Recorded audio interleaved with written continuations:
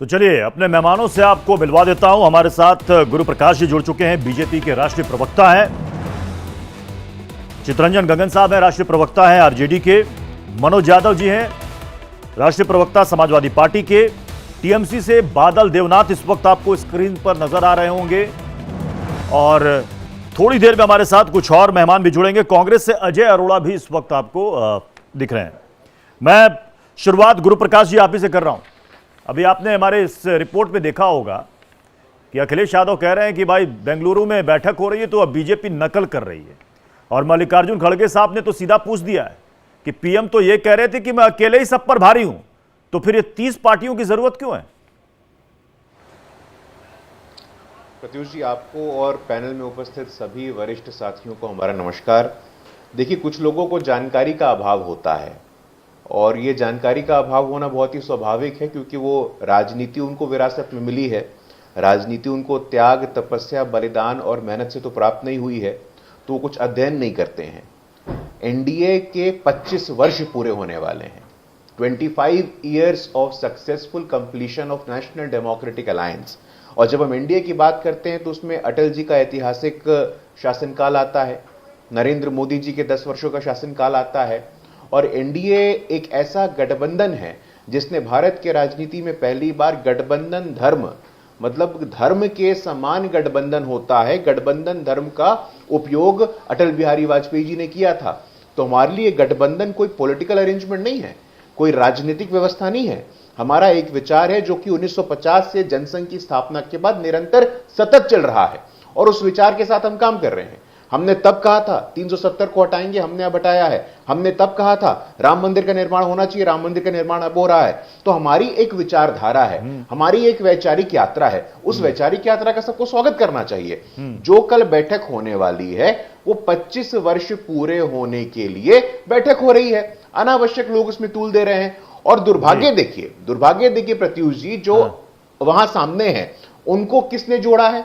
हमारे साथ हमारे एक एक साथी को वैचारिक आधार ने जोड़ा है। वहां पे जो उसमें से तो कुछ साथी आपके छोड़ के चले गए थे। भतीजावाद, परिवारवाद, उसमें से कुछ साथी तो आपको छोड़कर चले गए थे, उन सबकी घर वापसी करवा रहे हैं आप।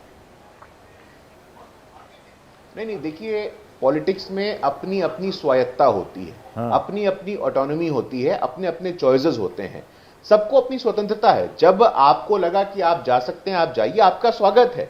हमने किसी को निमंत्रण नहीं दिया। हमारा वैचारिक आधार है। उस विचारधारा में good governance, security, nation first, राष्ट्र सर्वोपरि की धारा से आप सहमत हैं, तो आप आइए और इंडिया को सशक्त करिए, देश को सशक्त करिए। चितरंजन गगन जी, अभी आपने बीजेपी के राष्ट्रीय अध्यक्ष को सुना होगा, जेपी नड्डा साहब कह रहे हैं कि भानुमति का कुनबा है ये विपक्षी गठबंधन। प्रत्युत जी, जेपी नड्डा साहब आए थे कुछ दिन पहले बिहार में, और उन्होंने कहा था कि क्षेत्रीय दलों की आवश्यकता नहीं है, क्षेत्रीय दलों को समाप्त कर दिया जाए। और आज स्थिति यह है कि जब महागठबंधन की बैठक हुई थी, या अगर भाजपा दलों की बैठक हुई थी पटना में, 15 दलों के शीर्ष नेताओं ने भाग लिया था, तो तरह तरह की बयान आते थे भाजपा नेताओं के, और अब तक भाजपा नेता दम बढ़ते थे। अभी भी गुरु प्रकाश जी उसी बात को दोहरा रहे हैं कि हाँ, एक अकेला सब पर भारी मोदी जी हैं, मोदी ही सब हैं, भाजपा ही सब है। और आज स्थिति यह हो गई कि जब 23 जून को पटना में 15 गैर भाजपा दलों के शीर्ष नेताओं की बैठक हुई, और आज से फिर बैठक शुरू होने वाली है बेंगलुरु में, दूसरी बैठक, इसकी 27 बैठक, जिसमें लगभग 24-25 दलों की संभावना है शामिल होने की। तो क्या आवश्यकता पड़ गई? आज जो है सो गुरु प्रकाश जी कह रहे हैं कि 25 साल एनडीए के पूरे हो गए, अब एनडीए रहा का? जो एनडीए के प्रमुख घटक थे सभी ने उनका साथ छोड़ दिया, चाहे वह जनता दल यू हो, अकाली दल हो, शिवसेना हो, तो जो भी इनके पुराने सहयोगी रहे हैं सब ने इनका साथ छोड़ दिया। अब एनडीए के नाम पर ही खाना पूर्ति कर रहे हैं। वही भानुमति के कुनबा तब ये जोड़ रहे हैं कि जो दलों से, मुख्य दलों से जो निकले हुए कुछ हैं जमात, जिसको इन लोगों ने फिर भी मैं उन बातों पर मैं नहीं जाना चाहता। ठीक है, लेकिन देखिए एक बात तो सच है, एक बात तो सच है चितरंजन जी, मैं दोनों से कह रहा हूं, बीजेपी आरजेडी या दोनों से, कि भाई हर कोई अपने अपने कुनबे को तो बड़ा कर रहा है। भाई आपके कुनबे से महागठबंधन से निकल करके उपेंद्र कुशवाहा साहब चले गए, जीतन राम मांझी साहब चले गए, उधर यूपी से ओपी राजभर निकल कर चले गए, महान दल निकल करके चला गया। ये क्यों? अगर आप कह रहे हैं कि आप कुनबे में भानुमति के कुनबे को बड़ा कर रहे हैं, तो आपके कुनबे में क्यों ऐसा है कि लोग छोड़ छोड़ के जा रहे हैं? अब कुछ दल ऐसे हैं जो जिनका चरित्र सौदेबाजी का रहा, जो कोई सैद्धांतिक प्रतिबद्धता नहीं। अब अभी उपेंद्र जी का आज सवेरे तक बयान आ रहा था कि उनको निमंत्रण नहीं मिला, और शायद यह मैसेज पहुंचा या कुछ बात हुआ होगा, कुछ डील हुआ होगा। अब उसके बाद में कह रहे हैं कि निमंत्रण आया है। चिराग पासवान जी आज तक अभी उनका स्थिति क्लियर नहीं हुआ है। अभी अमित शाह जी से मिलने वाले थे, शायद मिले भी हैं। अब क्या वहां पर बात फाइनल कोई पेच फंसा हुआ है क्या? कोई पेच फंसा है क्या?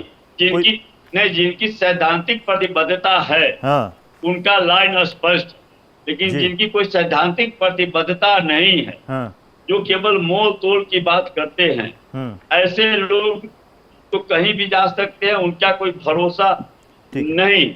लेकिन जो सैद्धांतिक रूप से प्रतिबद्ध है, मैं बाकी मेहमानों का जी चितरंजन जी मैं बाकी मेहमानों का भी रुख करूंगा, कांग्रेस, टीएमसी और समाजवादी पार्टी का, लेकिन मैं गुरु प्रकाश जी से इस पर कमेंट चाहूंगा कि एलजेपी, अब तो खैर 2 एलजेपी हो गई, एक चाचा की एक भतीजे की।